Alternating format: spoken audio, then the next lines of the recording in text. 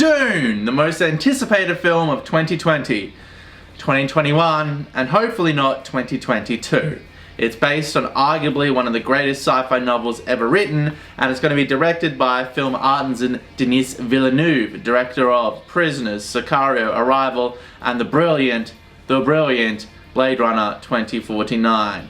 It was pushed back an entire year due to the global pandemic, but it's set to be released in 13 weeks.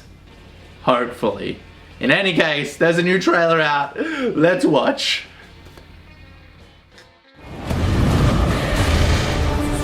You need to face your fears. Come with me.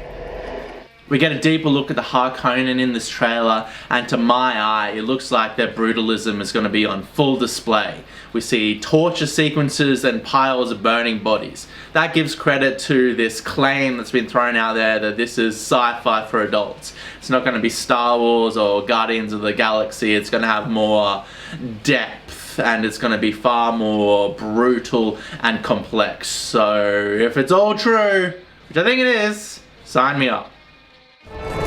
Their cruelty to my people is all I've known. The film looks to be bulking up Duncan's role, and I know a lot of people out there are massive fans of Momoa because of the whole Aquaman jazz, but far before that he played Ronan in Stargate Atlantis and did an absolutely amazing job. Before Khal Drogo, before any of that, he was Ronan, and he was absolutely brilliant in it. So I'll forever love his amazing beard. It's absolutely beautiful. If I only had a beard like that. What a beautiful man. Anyway, in any case, it looks like they're bulking up Duncan's role, which I'm fine with. I mean, he's a big A-list actor, and it is a big character for Paul and a massive mentor for it. It also looks like they're injecting some more humor into this film here, which wasn't necessarily in the novel. Now this can go either way. Obviously we all know examples of films that were completely ruined by humor. The Last Jedi. Terrible. But also it can be done right, and having more humor and more likable and relatable humanistic characters, not necessarily the dry, analytical characters from the book. All that humor and humanism can endure us to these characters quicker to build our immersion and our love for these characters. So we'll see. Dreams make good stories, but everything important happens when we're awake. Look at you. Put on some muscle? I did? No.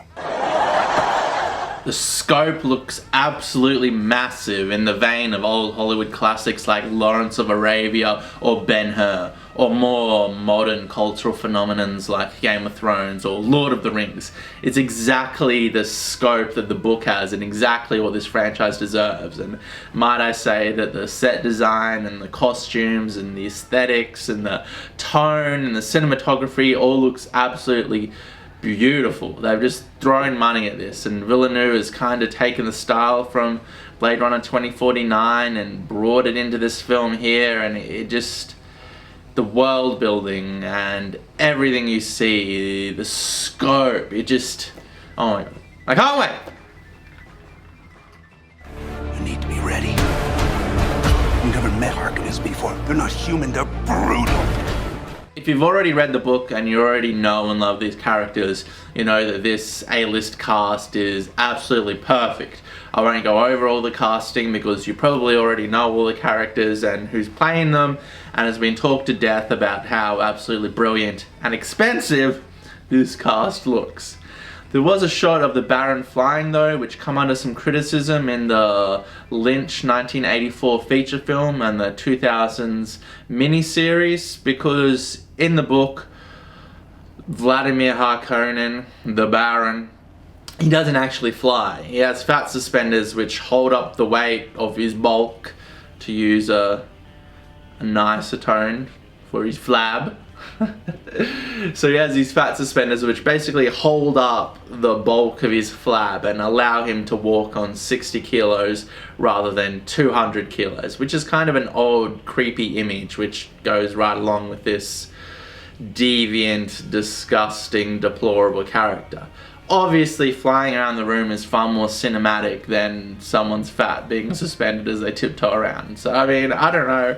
It seems in every adaptation that Vladimir Harkonnen flies around. That's fine. He might not even be doing that in this. I don't know. It's just one shot, but I know that there was criticism for it in the Lynch film and miniseries. I particularly didn't have a massive problem with it. It's fine. Although it would be cool and weird and gross and odd to see the book version. I think that is weirder and more disgusting. Not as cool, but I don't know if the Baron should be cool. I think he should be, yeah. Disgusting. Vile. We'll see. This is my Dune. Kill them all. The book is far more of an examination into the political, economical, ecological, and psychological themes and ideas that Herbert really found interesting. It didn't really go into a lot of the action sequences. It explained the political setup and the geography of everything, and then Herbert didn't, you know, go through beat for beat all of the action and dwell on that. Now, obviously, this film has massive action set pieces, and it's going to go into the battles a lot more, which is perfectly fine. Cinema is a visual medium. It's not a book. It's a different thing. You can't adapt a book to a movie exactly. They're completely different mediums, and that's fine. And it looks absolutely beautiful and brilliant, and it's going to be incredible to see the fall of House Atreides. Spoilers. I mean, it's in the trailer. We can all see what happens. It's a death trap. We're entering into a death trap, people. Get everything with guns off the ground! Go! Obviously, the elephant in the room is the fact that this is like a $200 million film or more, and to even start making its budget back, it'll probably need to gross $400 million, because the marketing is normally it normally doubles the budget of a film. And in this day and age, I mean, who the fuck is going to the movies? Nobody. Even before the whole get coughed on and die thing, no one was going to the movies. It's simultaneously being released on HBO Max for 31 days. And Denis Villeneuve was very critical of this, because he said that the sound design and the cinematography and the shots and the angles and the scope, it's all been designed to view at the cinemas, not in your home. Even though people have home cinemas now. But yes, so I think it's easy to say that the sequel is in peril, and the sequel is just the second half of this story. And I mean, putting it on HBO Max, I'm sure they'll factor those numbers into money somehow and come up. Surely the numbers that it gets on HBO Max will contribute to the idea that we're going to get the second part of this film. I mean, hopefully we're going to see the first half at least. So I mean, I have to be grateful for that, but we all want to see the second half of this film. And at the moment, I don't know, man, we might not get it. People need to go out and see it, not pirate it illegally.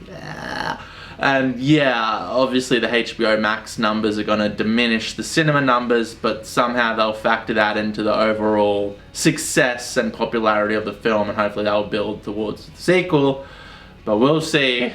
Then we can start talking about Dune Messiah, Children of Dune, God Emperor Dune, Heretics of Dune, Chapter House Dune.